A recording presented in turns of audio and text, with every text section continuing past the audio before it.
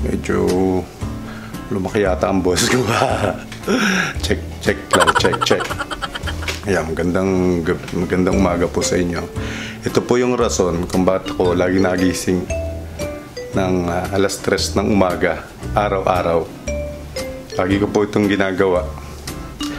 At kung makikita nyo, sa baba po ako natulog at hindi po ako sa kwarto natulog kasi pag may pasok po talaga ang mga bata, ito po ako sa baba natutulog.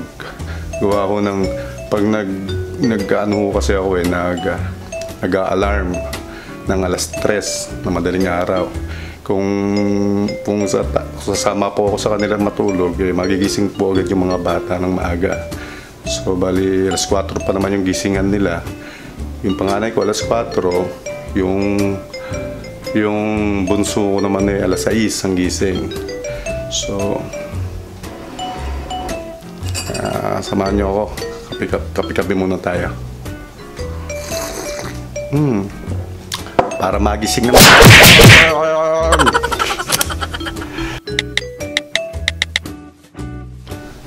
So yun, ito nga, naihanda ko na yung baon ng aking dalawang Junakis. So ipapakita ko sa inyo yung babaunin nila mamaya, itong araw na to. Yan. Ito, sa bunso ko. Yan ang pagkain nila ngayong araw na to. Ito sa panganay ko. Yan. Kung mapapansin nyo, mas malaki sa bunso ko kaysa sa panganay ko. Kasi talaga namang mahina kasi talagang kumain yung panganay ko kaysa sa bunso ko. Yung bunso ko, napakalakas talagang kumain noon. Nakita sa pangangatawan. So siguro mag-alas 4 na rin. Singin natin yung panganay ko para makakain na rin, makapaghanda siya. Samahan niyo ko.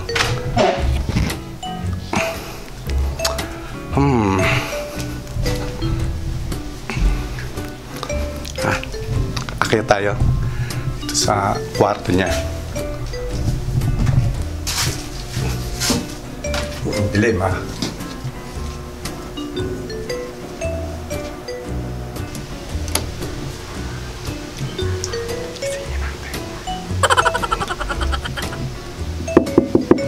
Say 4 na.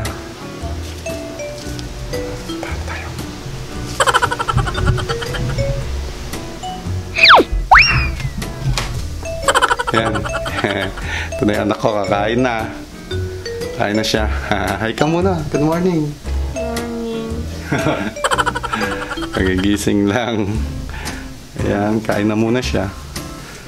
So ako naman nakapag-almusal na rin. So samahan ko na lang siya umupo rito para kumain. So maya-maya pagkatapos niya siguro kumain, mag-ayos, magbihis, maligo, hatid natin siya sa school. Doon sa sakayan dyan sa labas. So sige, hanggang mamaya na lang. Kita-kita tayo.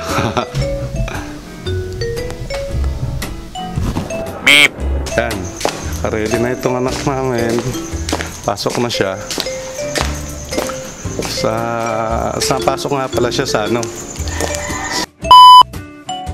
So kaya maaga yung gising niya kasi alas 4 kasi alas 7 yung pasok niya ng umaga. So bibiyahe pa, medyo malayo-layo kaya yun.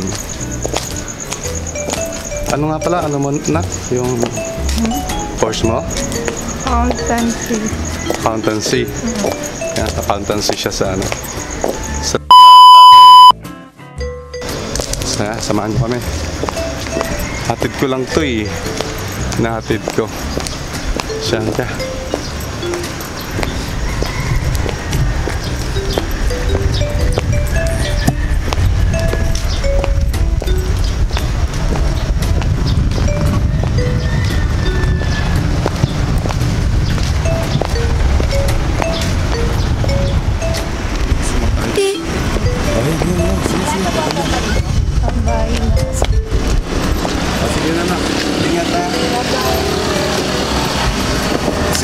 cellphone mo, tatawag ako.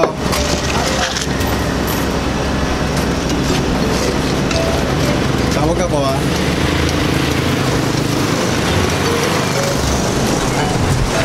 Ay, tawid na. Ay.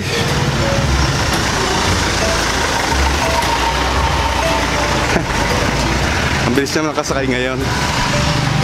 Kasi ano eh, medyo ginahol pa nga kami ng konti. So yun lang yung ano, yung araw-araw na ginagawa ko sa paggising sa umaga, paghatid sa anak ko dyan sa ano. Dati kasi natid ko siya sa school. Kaya lang, hindi naman matututo kasi magto-20 na siya, hindi matututong bumiyahe. Kaya yun, sinadya namin na kailangan matuto na siya mag-commute. So yun. So mamaya na lang siguro, kita-kita na lang tayo ulit sa bahay. Pauwi na rin ako. Okay guys ha. So, ayun na. Dito na ako sa bahay. Nga pala, lalakad ako sa labas. Yung isasuot ko, nakapantulog pa ako, naihatid ko anak ko. Nakapantulog ako. So, okay lang yan.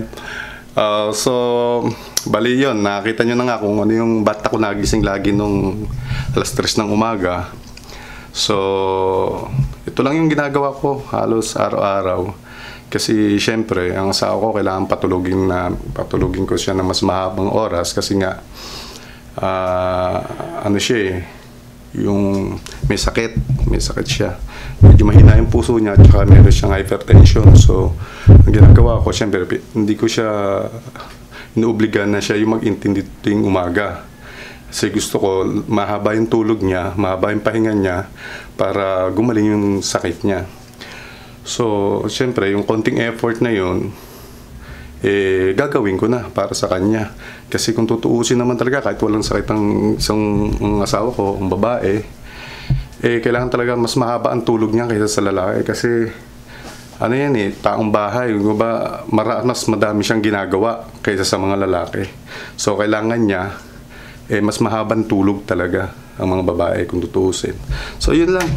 Bali, siguro hindi ko na papahabaan itong vlog ko kasi nagiging wala na rin ko ako kwenta siguro para sa inyo. So hanggang dito na lang siguro. At yung mga bago sa dito sa channel namin, kung magugustuhan yung mga vlog namin, subscribe kayo. Kung hindi, mag-subscribe pa rin kayo. Sige po, hanggang dito na lang. Kaya alam na, kaya bigla na lang mawawala.